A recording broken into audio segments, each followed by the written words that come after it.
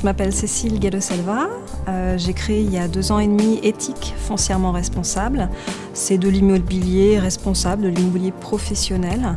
Donc tout simplement, ce sont des centres d'affaires qui sont loués à des acteurs du développement durable, donc par exemple à des entrepreneurs d'avenir, dans lesquels on mutualise énormément de choses. Donc imaginez un bâtiment de 2000-3000 m² avec en rez-de-chaussée un centre de conférence, une cafétéria bio, une petite boutique de commerce équitable et dans les étages les bureaux d'une vingtaine d'entrepreneurs sociaux, associations qui tous partagent les mêmes valeurs et qui vont mutualiser un maximum d'équipements et de services.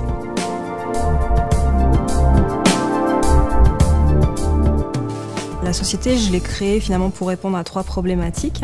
La première, c'est que quand on crée sa petite entreprise, on est quand même un public fragilisé, on n'a peut-être pas le temps de négocier un bail et on est peut-être plus... on se rend compte qu'il y a beaucoup de créateurs, les créateurs de sociétés, n'importe quelle société, finalement se retrouvent dans des situations difficiles au niveau de leurs locaux et ils ne travaillent pas dans de bonnes conditions. Donc j'avais envie de pouvoir aider des entrepreneurs pour qu'ils puissent travailler dans de bonnes conditions. Et encore plus des entrepreneurs d'avenir, parce qu'ils font un travail quand même magnifique, qui ont un fort impact sur la société, donc ils se doivent d'avoir des locaux de bonne qualité. Parallèlement, l'immobilier professionnel a un impact très négatif, en général a un impact qui est mal maîtrisé sur l'environnement et sur la société. Et troisième problématique, c'est qu'il y a de plus en plus de personnes aujourd'hui qui ont envie de pouvoir voir comment est utilisé leur argent, qui aimeraient faire un placement à la fois rentable et citoyen, mais qui n'en connaissent pas trop les clés. Et finalement, je dis que ces 3 problématiques peuvent composer une solution, parce qu'on peut créer des centres d'affaires qui sont dédiés à des entrepreneurs d'avenir, qui sont financés par des investisseurs éthiques et qui sont gérés de façon, d'un point de vue avec une performance globale, c'est-à-dire qu'on va faire une gestion immobilière qui est responsable au niveau de l'environnement, de la société, le lien avec le quartier, etc.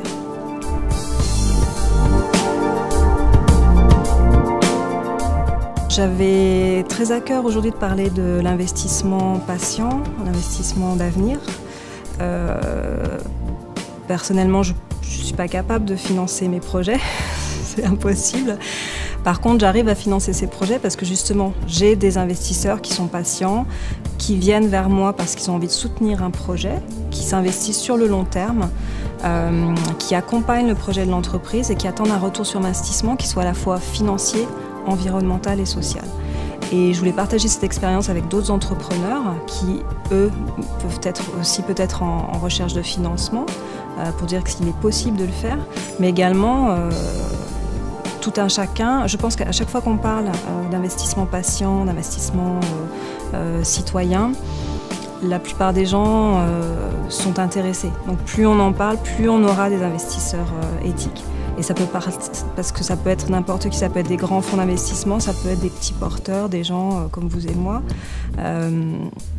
Et plus on en parle, plus il y aura des financements patients et donc c'est un peu une réponse quand même à la spéculation et aux problèmes liés à la spéculation.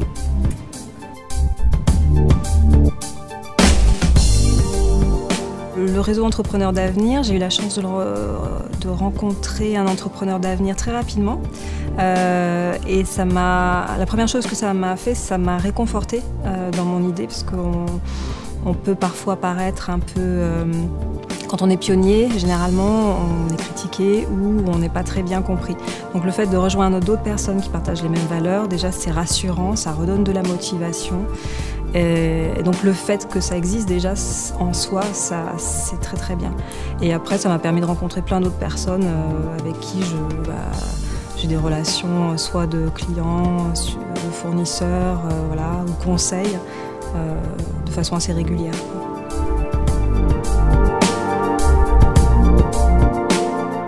En juin à Paris, c'est vrai qu'il y a en France, c'est la centralisation, hein.